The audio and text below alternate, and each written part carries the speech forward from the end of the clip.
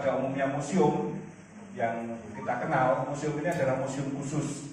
Kekhususan pertama terkait dengan isinya, isi museum itu semua berkaitan dengan karya misi, apa itu nanti kita dalami bersama. Kemudian kekhususan kedua, letaknya. Museum ini terletak di kawasan situs misi Muntilan yang juga sudah merupakan bagian dari cagar budaya di Kabupaten Magelang. Nah, itu museum. Kalau museum pada umumnya itu kan nanti ada artefak, ada macam-macam itu. Jangan bayangkan seperti itu nanti ketika kita lihat apa yang ada di museum ini. Museum ini khusus untuk menyimpan, merawat, memajangkan, dan mempelajari hal-hal yang terkait dengan gerak karya misi. Pasti kalau pas pendalaman Krisma juga mendalami apa itu misi, maka baik kita mengingat sejenak apa itu karya misi, gitu ya. Nah, maka tolong dihafalkan ini karya misi sejauh yang coba kita pahami bersama. Tolong dihafalkan ini ya, supaya kita juga mengenal apa itu karya misi. Dihafalkan. Mewartakan, mari mewartakan, yuk.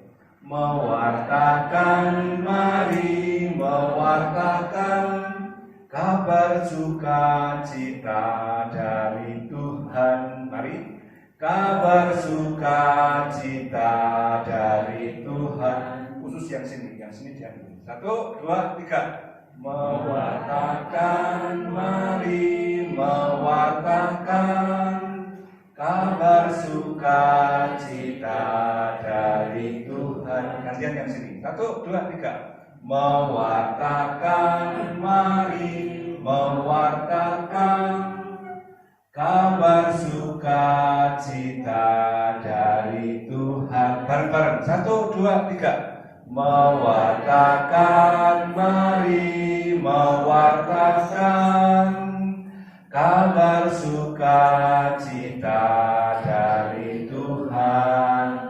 Jati diri gereja mewartakan Roh Kudus yang akan menentukan. Jati diri gereja. 1, 2, 3. Jati diri gereja mewartakan Roh Kudus yang akan menentukan. Sambil tepuk ya, sambil tepuk. 1, 2, 3. Mewartakan, mari mewartakan kabar sukacita dari Tuhan. Jati diri gereja mewartakan Roh Kudus yang akan menentukan. Supaya semangat berdiri, Mari, supaya semangat berdiri ya. Siap? 1, 2, 3, 4. Mewartakan, mari mewartakan kabar sukacita dari Tuhan. Jati diri gereja mewartakan Roh Kudus yang akan menentukan. Sekarang tepuknya tidak sendiri-sendiri, saling berpasangan, berhadapan-hadapan. Baik dengan kanan kiri atau depan belakang, silakan. Siap ya, cari pasangan, kanan kiri, depan belakang, boleh. Siap, 1, 2, 3, 4. Mewartakan, mari mewartakan kabar sukacita dari Tuhan. Jati diri gereja mewartakan Roh Kudus yang akan menentukan. Ganti pasangan. Siap, 1, 2, 3, 4. Mewartakan, mari mewartakan kabar sukacita dari Tuhan. Jati diri gereja mewartakan Roh Kudus yang akan menentukan. Nah, tetap dengan pasangan itu, nanti pada bagian Roh Kudus yang akan menentukan diakhiri dengan sweet, pingsut. Oh ya, mau batu gunting kertas boleh, yang Jepang boleh, dan sampai harus ada yang menang dan kalah. Harus ada yang menang dan kalah. Kalau masih sama, pingsut lagi. Terus nanti yang kalah, siap-siap, yang kalah dipijeti sama yang menang. Siap ya, yang kalah dipijeti sama yang menang. Siap, 1, 2, 3, 4. Mewartakan, mari mewartakan kabar sukacita dari Tuhan. Jadi diri gereja mewartakan, siap-siap, Roh Kudus yang akan menentukan. Yang kalah dipijeti sama yang menang. Aduh. Jadi yang menang malah pijeti. Yang menang pijeti. Kalau sama diulang sampai ada yang menang dan kalah. Iya betul. Oke, ulangi. Cari pasangan yang beda boleh, cari lawan yang beda boleh. Sudah kenal semua tadi? Saling kenal toh? Nah, silakan cari pasangan ya. Boleh, ya, siap ya. 1, 2, 3, 4. Mewartakan, mari mewartakan kabar sukacita dari Tuhan. Jadi diri gereja mewartakan. Siap-siap. Roh Kudus yang akan menentukan.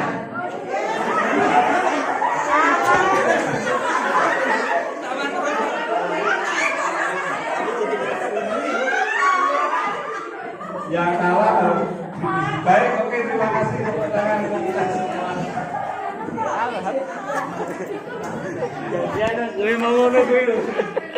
Ya, inilah karya misi gereja. Tugas kita itu mewartakan. Sebenarnya bukan tugas sebenarnya.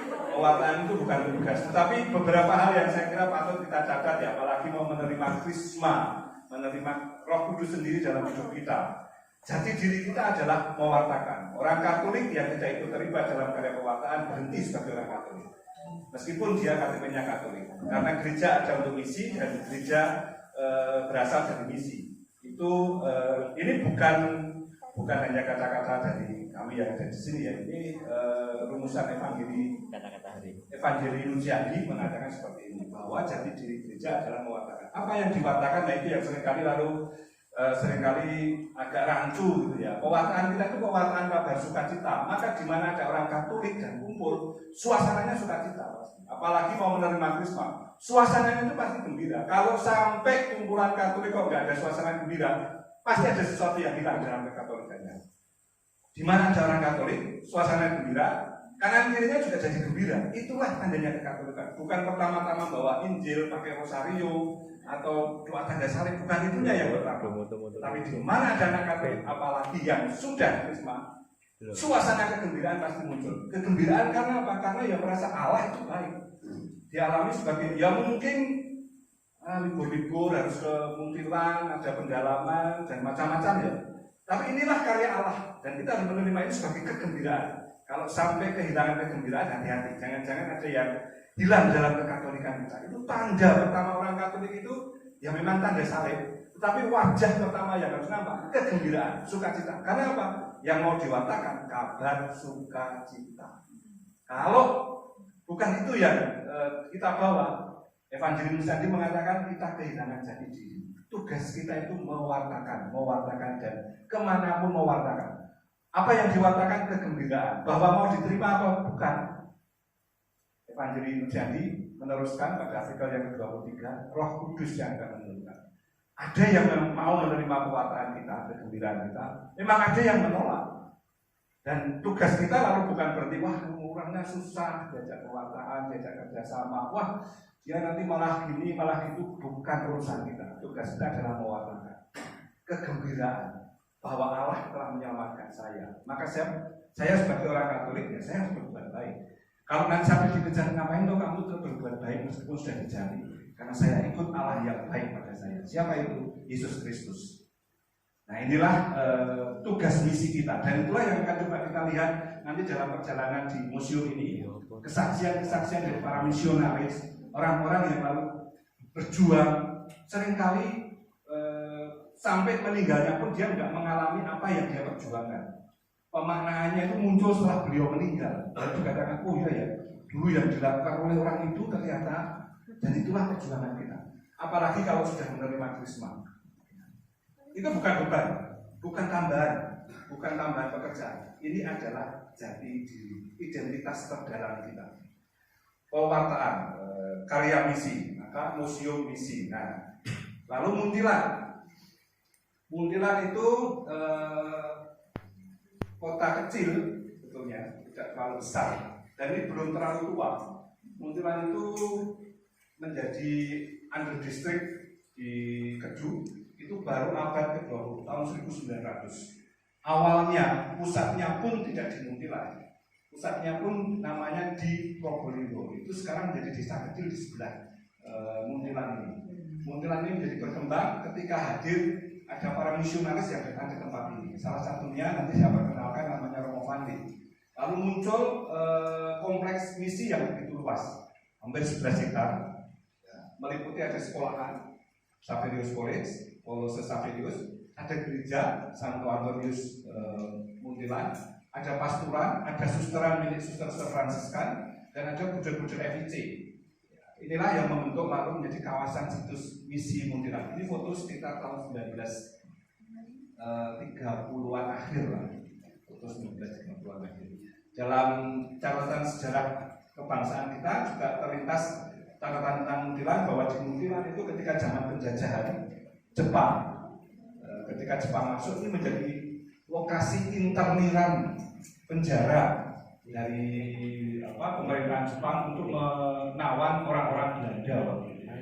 Jadi lalu fungsi yang ada di kompleks ini disesuaikan dengan maksud Jepang pada waktu itu. Misalnya sekolahan, lalu kelas-kelasnya itu untuk menjadi tempat-tempat interniran, gereja itu menjadi aula, pasturan yang menjadi kantoran, lapangan itu menjadi tempat penyiksaan.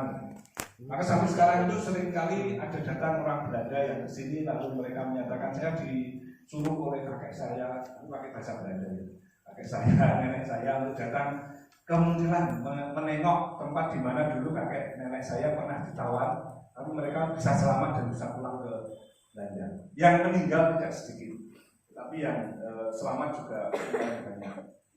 Kalau foto dari atas yang lebih luas, Saverius College itu, Kolose Saverius, itu kolose pertama di Indonesia. Jadi Yesuit, Romo-Romo Yesuit waktu itu mendirikan kolose, sekolahan Saverius namanya. Tapi kolose yang tidak bertahan sampai sekarang. Karena tahun 1930-an, kolose Saverius dipercayakan kepada bujur-bujur FIC. Lalu sekarang ini menjadi SMA Pamudi Luhur Fandi di belakang itu. Tapi perkembangan terakhir kemarin kami dengar dari salah satu Romo Yesuit yang ditugasi untuk mengelola kolose itu. Kami kan bercanda ya, Romo ini kolose Saverius ini kan kolose tua ya, paling tua di Indonesia, tapi tidak bertahan ya. Enggak mas, memang itu kolose Saverius tidak bertahan, tapi kami sekarang akan menghidupkan kembali kolose Saverius, tidak di Jawa. Mereka sudah punya lahan yang sangat luas di Penajem, di dekat ibu kota negara baru nanti. Lalu mereka akan mendirikan yang kompleks seperti ini, bukan untuk orang-orang Jawa, tapi untuk orang-orang Dayak. Gagasannya nanti akan sama dengan apa yang dulu dirintis para misionaris di depan ini. Nanti kita akan mengenal apa yang dibuat dengan kolose Saverius. Nah, berikutnya yang mau saya perkenalkan adalah tokoh ini. Saya kira baik kita mengenal Romo Panit yang tadi patungnya ada di tengah kolam itu. Nama lengkapnya Franciscus Georgius Josephus Panit. Dia orang Belanda yang lalu jadi Romo Yesuit, kemudian datang ke Jawa Oktober 1896 dan karena cintanya pada orang Jawa, akhirnya tetap memilih meninggal di Jawa dan dimakamkan di Kerkok Muntilan. Nanti kalau ada waktu silakan berkunjung ke berziarah ke makam beliau bersama dengan makam tokoh-tokoh lain. Siapa itu Romo Fandi? Sejenak kita lihat potongan film pendek tentang Romo Fandi untuk mengenal sosok Fandi, tapi terutama juga nanti semangat dari beliau.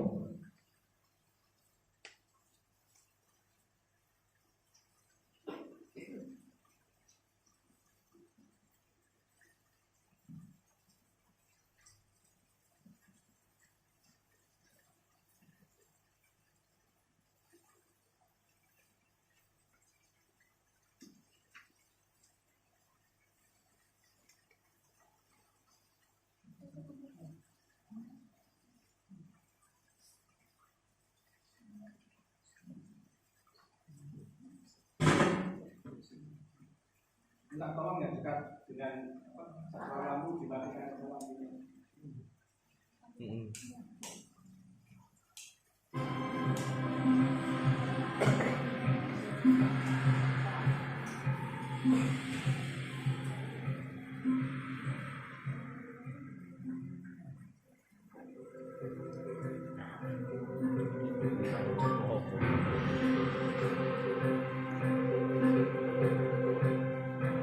Kisah ini berawal pada akhir abad ke-19, sebuah kisah tentang anak misi. Misi di Hindia Belanda tidak memiliki masa depan. Aku yakin kemampuanku tidak akan ada banyak gunanya di sana. Tidak ada yang bisa aku lakukan selain hanya sebuah persembahan ketaatan. Inilah persembahan dari pihakku. Biarlah Tuhan yang berkarya menurut caranya.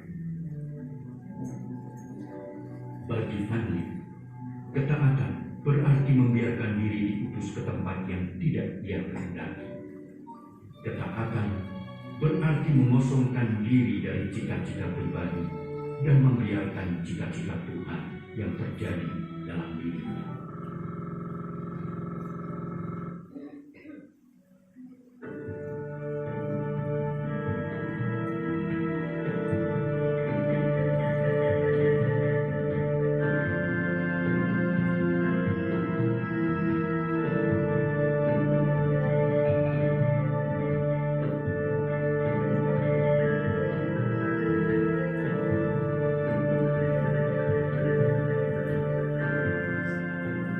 Ketaatan telah membawa 4 misionaris muda dari negeri Belanda ini menginjakkan kakinya di tanah misi.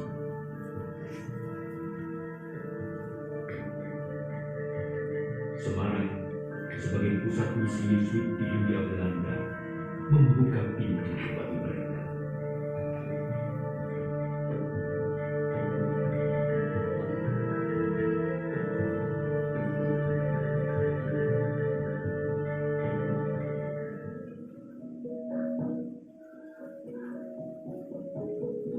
Penugasan pertama para misionaris baru ini adalah belajar bahasa lokal.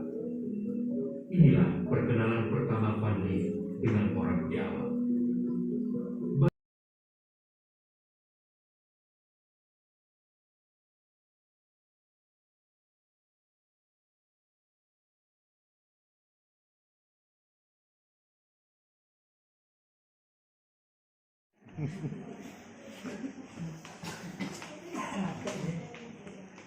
Ini yang ada di bawah ada 2 posko.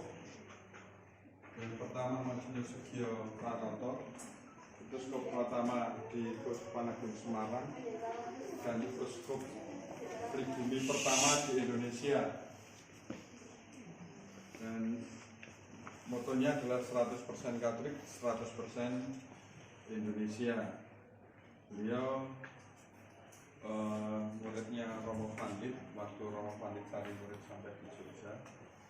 Waktu itu hanya bilang, saya hanya pengen sekolah, tidak mau menjadi Kristen. Tapi dalam perkembangan waktu ternyata benih panggilan muncul meskipun masih Muslim, tapi benih panggilan sudah mulai muncul.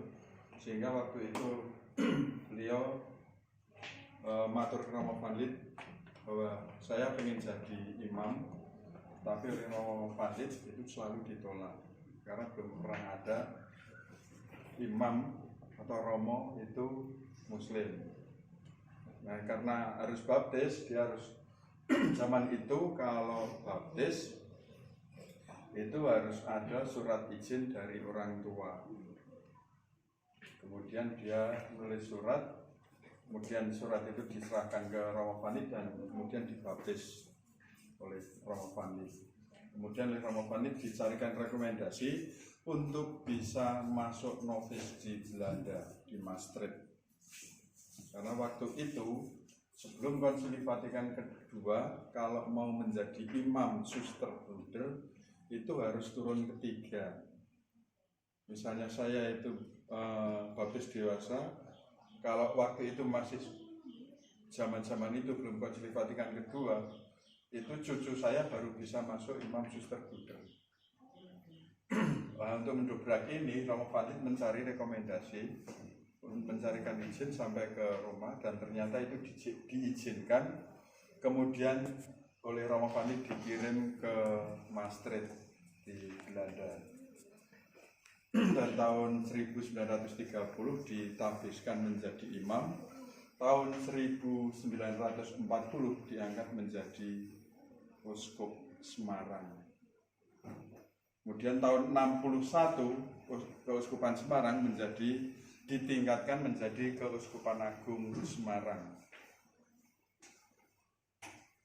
Beliau wafat tanggal 22 Juli 1963 waktu masa penyembuhan dan pemulihan di Belanda, di Susteran PI Belanda, tapi ternyata di sana kemudian belum sampai sembuh, kumat lagi dan meninggal di Belanda.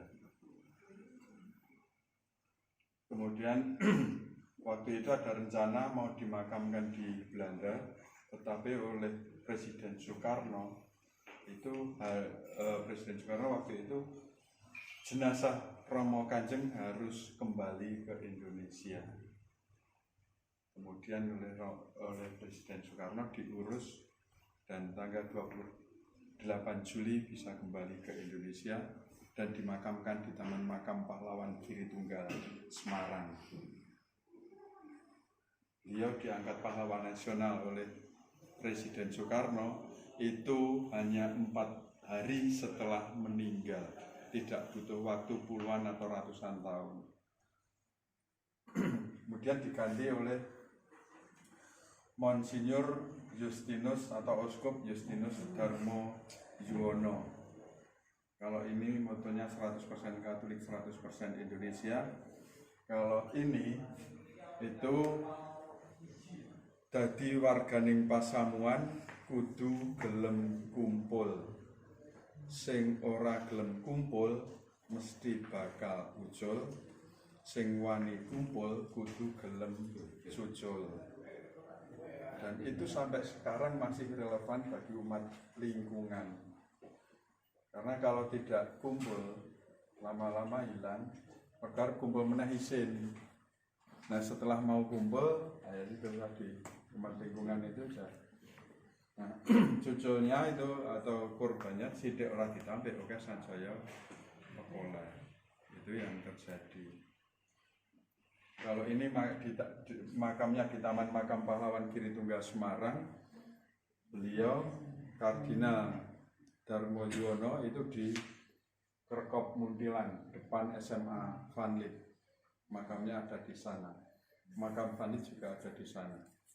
Yang satu komplek dengan makam Romo Sanjoyo. Kemudian kalau yang foto-foto di belakang itu adalah wafatnya Monsinyur Sugio Pranoto, kemudian sampai dikebumikan di Taman Makam Pahlawan Giri Tunggal Semarang. Dan pertemuan waktu Kongres Umat Katolik seluruh Indonesia, Monsinyur Sugio Pranoto ketemu dengan Presiden Soekarno. Yang lain mari kita ke atas.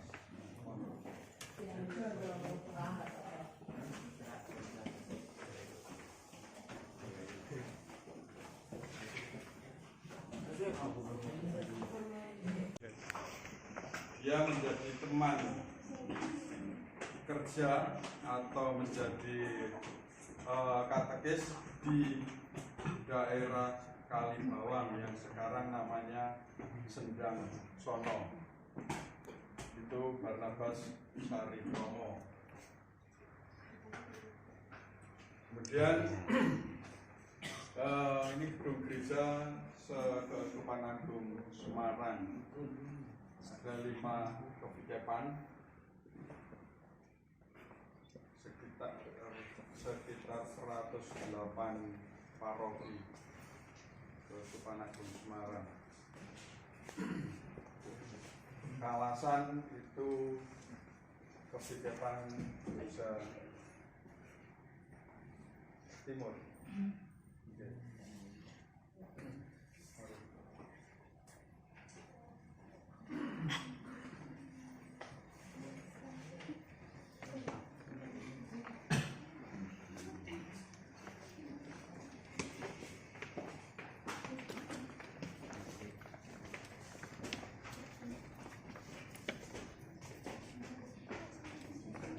Jadi misi awal di Indonesia yang sebenarnya karya misi di Indonesia yang pertama itu sudah ada tetapi kemudian hilang tanpa bekas, yaitu ada di daerah di Barus, Sumatera Utara.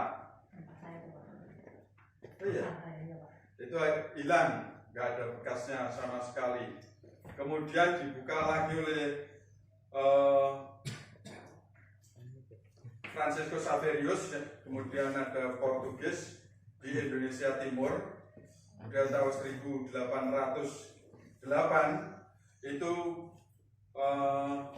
dibuka juga di Jakarta, yang waktu itu namanya ganti-ganti, kemudian ada Batavia, waktu itu masih Batavia.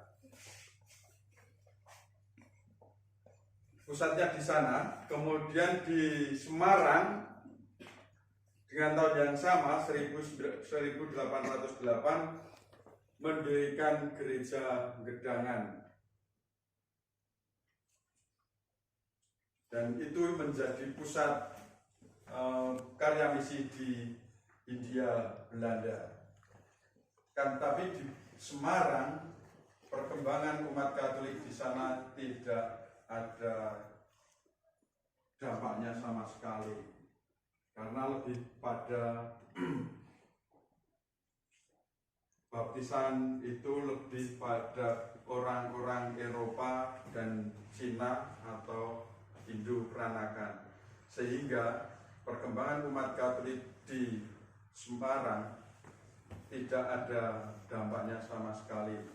Kemudian karena tidak ada perkembangan sama sekali di Semarang, datang kemudian Van Lith dan Romo Benas, yang dalam film tadi ada 4 imam, tetapi yang 2 kemudian dipindah, yang 2 Romo Van Lith dan Romo Benas itu dipindah ke Muntilan, tetap di Jawa tetapi dipindah ke Muntilan.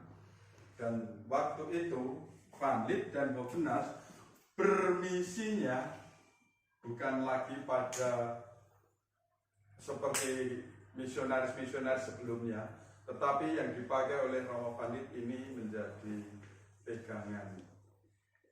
Belajar budaya, belajar bahasa, belajar adat istiadat, dan lain sebagainya yang berhubungan dengan orang Jawa. Sehingga kalau sudah bisa menguasai budaya Jawa, pergaulan dengan orang Jawa itu lebih mudah, sehingga di sana menjadi gereja Katolik Indonesia, bukan menjadi gereja Katolik di Indonesia. Kalau menjadi gereja Katolik di Indonesia itu dikhawatirkan bisa mengubah budaya yang ada. Tetapi menjadi gereja Katolik Indonesia menerima semua yang ada di Indonesia, tidak akan mengubah, tidak akan menghilangkan dan lain sebagainya. Kalau Muslim itu kan menjadi Muslim Nusantara, kita menjadi Katolik Indonesia, bukan di Indonesia, karena di itu bisa mengubah yang lain.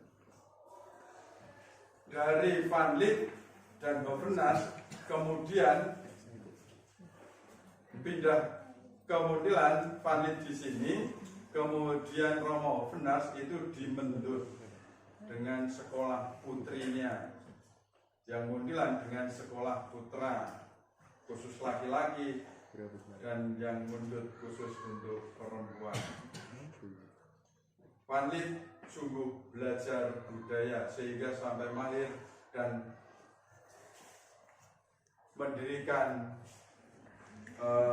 medis atau kesehatan, kemudian juga karya sosial dan pendidikan. Karya kesehatan itu berdiri yang sekarang menjadi RSU Muntilan. Itu dulu miliknya misi. Kalau dari sebelah barat itu ada RSU Muntilan, itu dulu yang mengelola adalah suster-suster OSF. Kemudian ada gerakan nasionalisasi, pengelolaannya diambil alih oleh Pemda yang sekarang menjadi RSUD Muntilan, miliknya kabupaten. Seperti juga tanah lapangan yang ada di depan itu, ada tanah lapangan bola, itu juga namanya lapangan Pasturan. Tapi waktu itu dengan gerakan nasionalisasi kemudian diambil alih oleh Pemda juga, dan itu sekarang dikelola oleh Pemda. Salah satu gerakan Romo van Lith dalam bidang pendidikan itu ingin mengubah image orang Eropa bahwa selalu kalau berhadapan dengan orang pribumi itu agar tidak dibodoh-bodohkan, sehingga mencerdaskan orang Jawa, mengangkat derajat orang Jawa, itu yang diharapkan Van Lith. Dan ternyata setelah lulus dari Van Lith, setelah lulus dari sekolah Van Lith, itu kemudian panggilannya sudah menjadi seorang priayi. Karena waktu itu hal yang paling strategis untuk mengubah status sosial itu dengan profesi guru. Dan zaman itu ada sebutan Den Guru atau Den Mas Guru, itu dari kata Raden, sehingga sudah menjadi seorang priayi. Karena menjadi seorang priayi, kecerdasannya sudah mulai tumbuh dan berkembang, wawasan sampai luas, kemudian diharapkan jodohnya itu yang sejajar. Sejajar dalam artian sejajar dalam taraf kecerdasan itu ada di Mendut.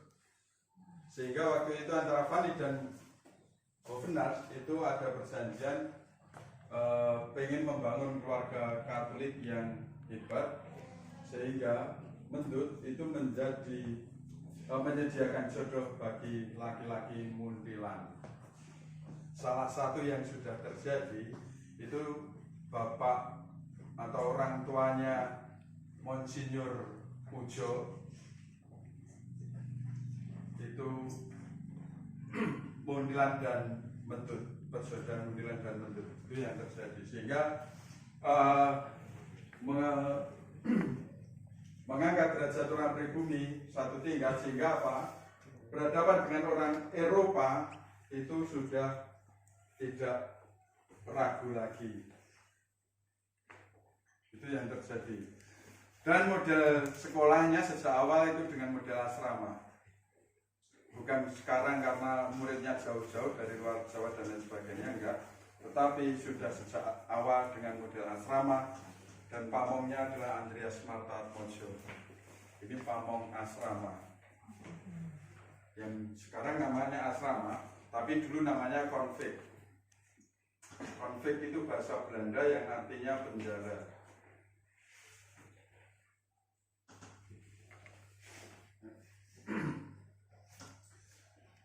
Saat ini jejak sejarah Keuskupan Agung Semarang yang memang perkembangannya begitu hebat, sehingga meskipun Keuskupan Agung Semarang itu adalah keuskupan yang paling muda di tanah Jawa, tetapi sudah menjadi koordinator bagi keuskupan-keuskupan yang ada di sekitar. Keuskupan Agung itu menjadi koordinator sekitar, dalam artian Semarang itu menjadi koordinatornya Purwokerto, Malang, dan Surabaya. Itu yang terjadi, sehingga memang perkembangan umat Katolik yang kita rasakan saat ini adalah berkat Romo Van Lith dan Barnabas Sarikromo. Mari kita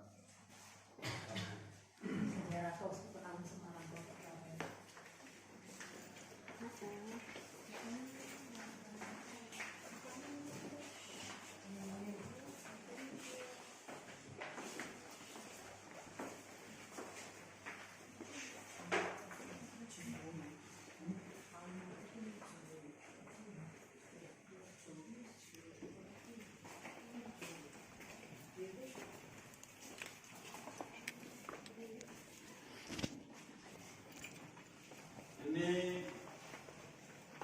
keterlibatan awam dalam perkembangan karya misi. Yang lain mau masuk gak?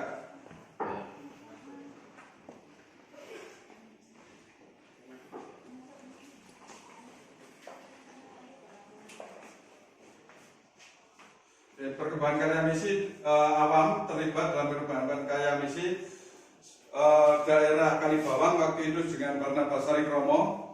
Kemudian di Yogyakarta itu ada Raden Mansusurpurwo, itu teman sekerja Romo Patris. Kemudian di Bantul itu dengan Ganjuran, waktu itu Dr. Smucer. Kemudian yang punya sepeda ini adalah Mbak Darmo di Wonosari Wetan, Karangmojo. Kemudian pewartaan yang lain itu dengan profesinya masing-masing. Salah satunya adalah Basuki Abdullah, itu dengan model lukisan. Nah, karena awam, dan ini juga yang hadir itu awam semua, apalagi ini adalah calon Kresma. Kalau dulu itu namanya sakramen penguatan, berarti memang sudah kuat imannya. Dan setiap kali ikut misa, dalam akhir misa itu Romo selalu mengajak kita dengan ungkapan atau ucapan, marilah kita pergi, kita diutus. Atau dengan ungkapan lain, marilah kita mewartakan sabda Tuhan atau kabar gembira Tuhan. Umat menjawab amin, berarti mau menjadi rasul atau mau menjadi utusan dalam Gusti. Itu yang terjadi. Sehingga kalau tidak mau menjadi rasul atau tidak mau menjadi utusan, matilah sebagai orang Katolik atau murtadlah dari sekarang. Itu yang terjadi. Karena sebagai orang Katolik bagaimanapun juga yang menjadi pegangan adalah kabar gembira Tuhan. Kalau kemana-mana merengut ya nggak ada gunanya. Ini sehingga katekis awam waktu itu seperti Sarikromo itu menggunakan media musik zaman dulu namanya terbang atau solawat. Musik solawat itu yang dipakai oleh Sarikromo dalam mewartakan kabar gembira Tuhan atau dalam mengajar agama. Dan lagunya atau tembang-tembangnya itu bukan dari Muslim, tetapi dari kitab suci. Itu tembang-tembang mocopat. Ini yang dipakai oleh Sarikromo.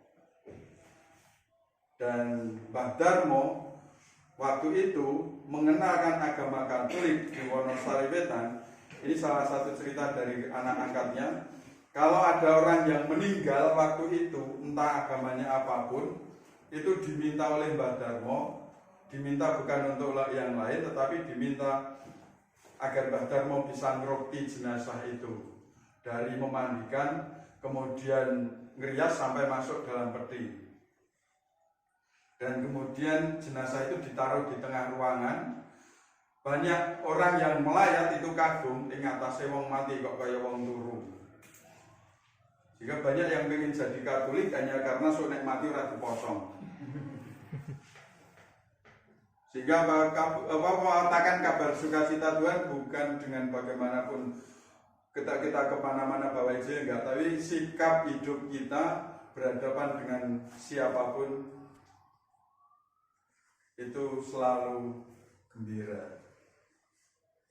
Itu yang terjadi, sehingga di Wonosari Wetan atau yang sekarang menjadi Gereja Kelor Karangmojo itu adalah jasa Mbah Darmo. Sari Kromo itu yang jasanya menjadi Keuskupan Agung Semarang. Itu teter, karena kakinya memang sudah mulai lapuk. Bukan berarti ada enggak, tapi wayang ini waktu itu Levandit dipakai sarana untuk bisa gaul dengan orang Jawa dan belajar budaya Jawa. Itu wayang Purwo. Karena setiap kali ada pertunjukan wayang, Romo Vandit itu selalu melihat dari mulai sampai akhir, sehingga semalam suntuk. Vandit belajar budaya Jawa, tradisi Jawa dengan model wayang. Meskipun tontonan waktu itu bagi orang Eropa, wayang itu adalah pertunjukannya orang gila. Karena ngomong sendiri, ya kan orang gila tuh, ngomong sendiri, dijawab sendiri, kemudian nangis, cekakan dan lain sebagainya kan hanya sendiri. Apalagi digameli gitu kan. Bagi orang Eropa waktu itu kan pertunjukan orang gila. Tetapi bagi Vandit sebagai orang Eropa, sebagai orang Belanda, itu dipakai menjadi sarana untuk bisa masuk dunia orang pribumi. Kemudian ini ada wayang Wahyu. Kalau wayang Purwo itu ceritanya dari Mahabharata dengan Pendowo Kurowonya itu. Kemudian kalau wayang Wahyu ceritanya dari kitab suci, dari Alkitab. Dan dalangnya waktu itu adalah almarhum Romo Wiono. Kalau yang wayang Purwo itu sih banyak dalang itu. Ini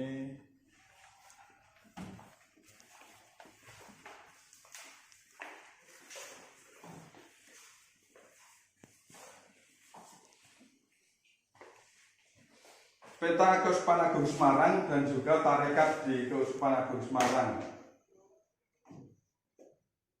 Ada sekilas pendidikan Imam Diosesan Semarang, kemudian Suster OSF, Suster AK yang dulu namanya ADSK sekarang menjadi AK, kemudian ada PI, kemudian ada alternatif bagi para perempuan yang tidak ingin hidup membiara dan juga tidak ingin hidup berkeluarga. Itu ada Serikat Rosa Mistika dan Penebar Ragi Kristus. Itu di Keuskupan Semarang. Di luar Keuskupan Semarang juga ada. Itu ada Almar dan lain sebagainya. Ini peta Keuskupan Agung Semarang dengan 5 kevikepan.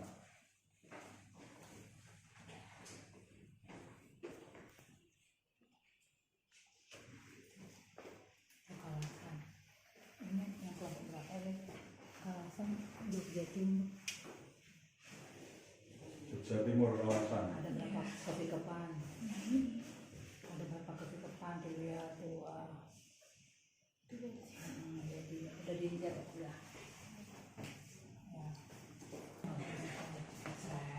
Bisa pokok siapa?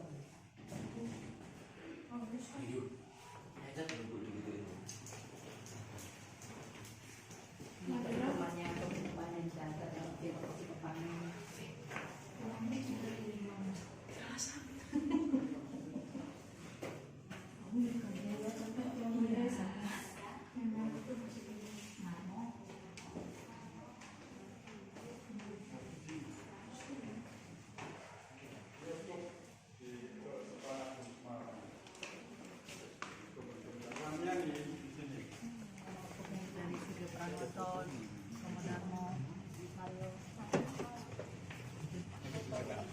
Cuman pernah lihat filmnya Sugio Pranoto yang di bioskop itu loh.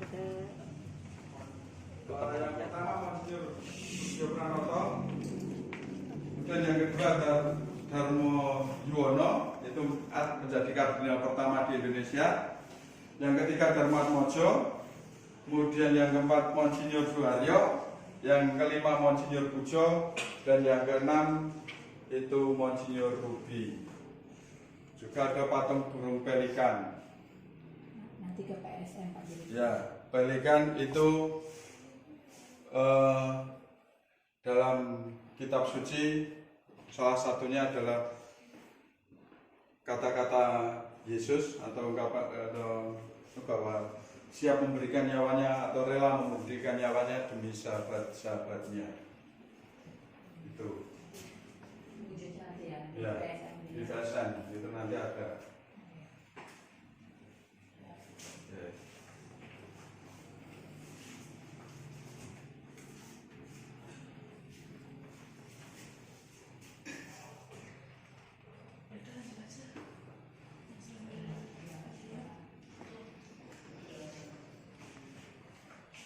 Benar dan Sendang Sono. Dan doa Bapa kami terjemahan Romo Vanlit dalam bahasa Jawa dan terjemahan Romo Venas.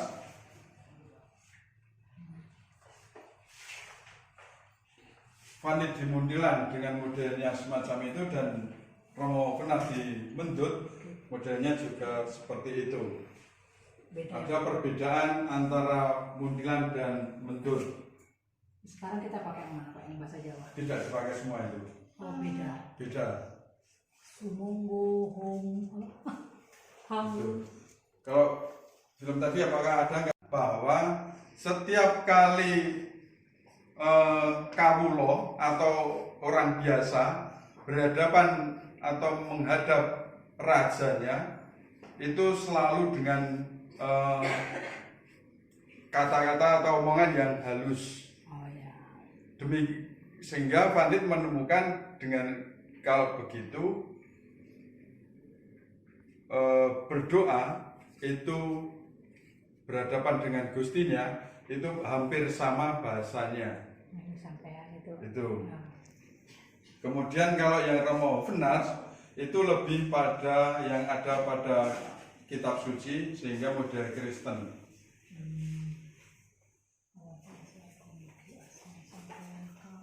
Ini bagian dari 171 orang yang dibaptis di Sendang Sono. Sebagian. Karena waktu itu foto ini diambil setelah peristiwa 70 tahun baptisan Sendang Sono, sehingga semua yang dibaptis waktu itu sudah sepuh.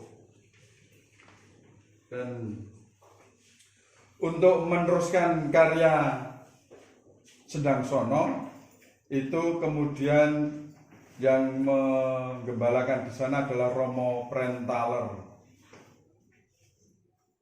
Dan Romo Prentaler itu meresmikan Sendang Sono menjadi tempat ziarah pada tahun 1929.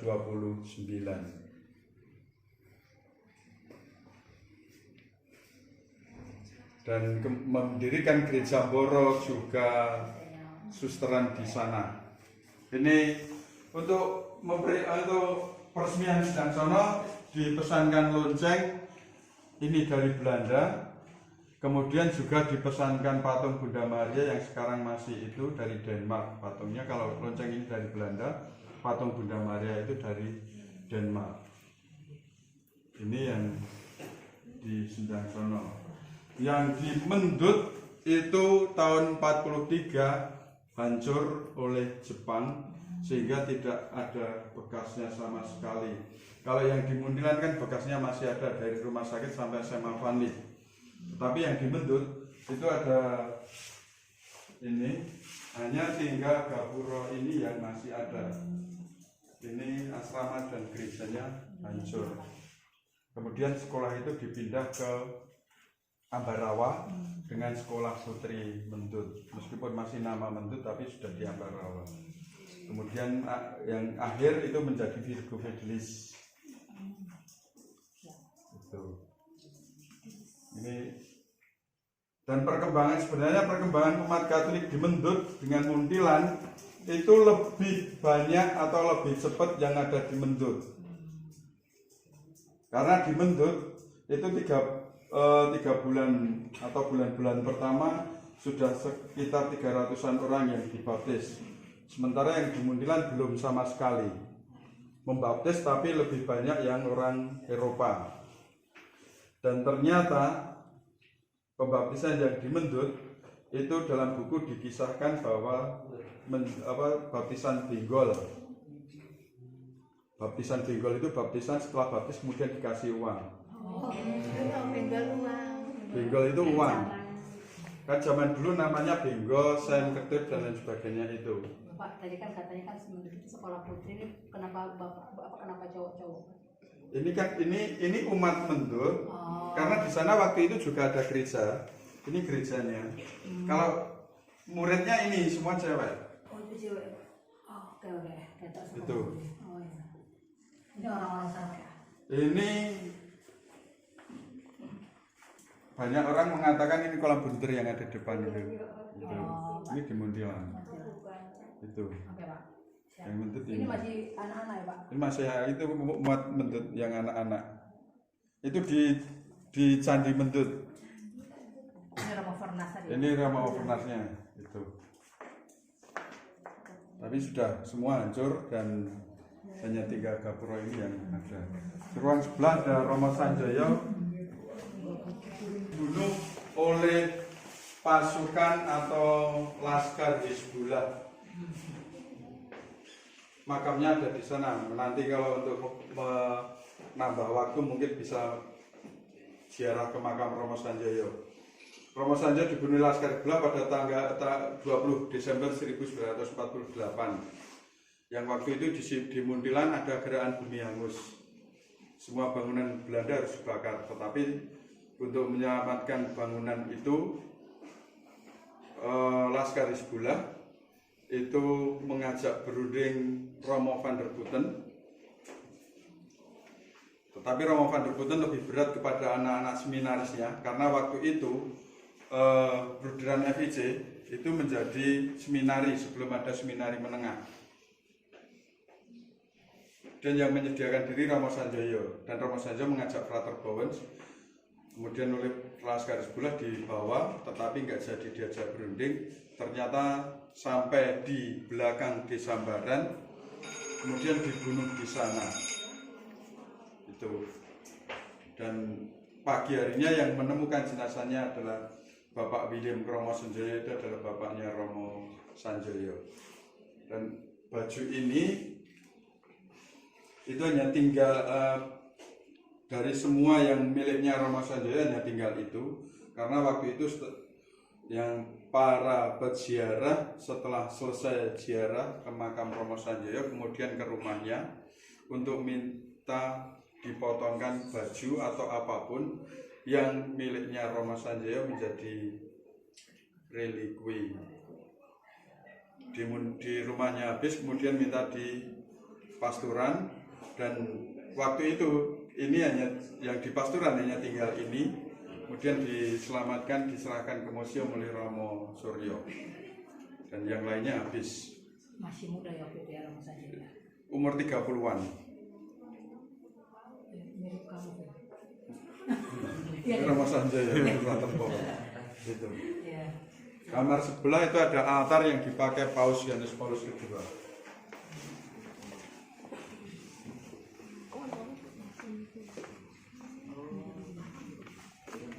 Masuk aja kalau sama masuk.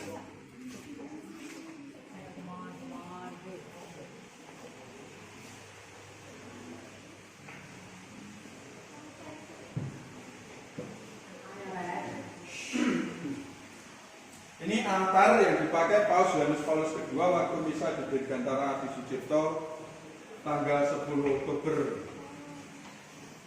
1989. Dan foto peristiwanya itu waktu misa akbar di Lanut Adi Sucipto.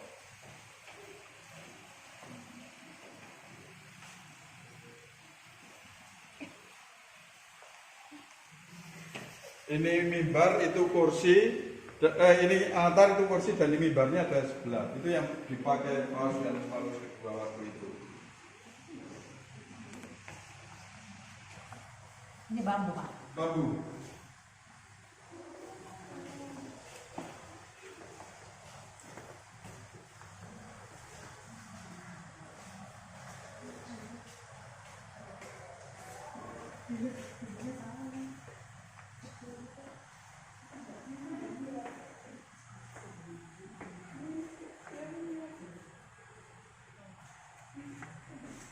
Ini pakai beliau Pak. Itu miliknya Kardinal, jubah Kardinal.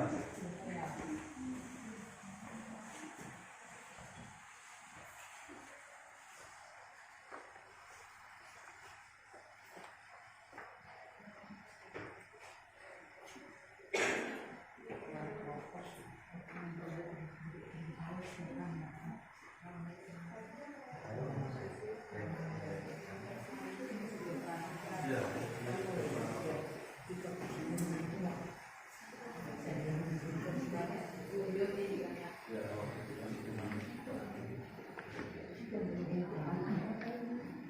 Masih sehat Pak. Dan memang penuh. Ya karena memang yang datang waktu itu bukan hanya dari Keuskupan Semarang, tetapi dari Keuskupan Purwokerto, Malang dan Surabaya. Bahkan ada yang dari luar Jawa datang untuk ikut misa di Jogja zaman itu. Hingga penuh. Dan mengapa dilanut Adi Sucipto? Karena lapangan itu yang mampu memuat ribuan orang. Mungkin faktor keamanan Pak. Dan faktor keamanan. Tapi waktu itu masih Presiden Soeharto, Aman ya. tetap aman, nggak ada yang berani yang neko-neko itu. Itu. Karena kalau neko-neko ya hilang, gitu. Mati. Tinggal lama. Gitu. Gitu. Kamar terakhir itu relikwi kan. Waktu bos ke Orang suci, orang kudus. Silakan masuk tidak apa-apa.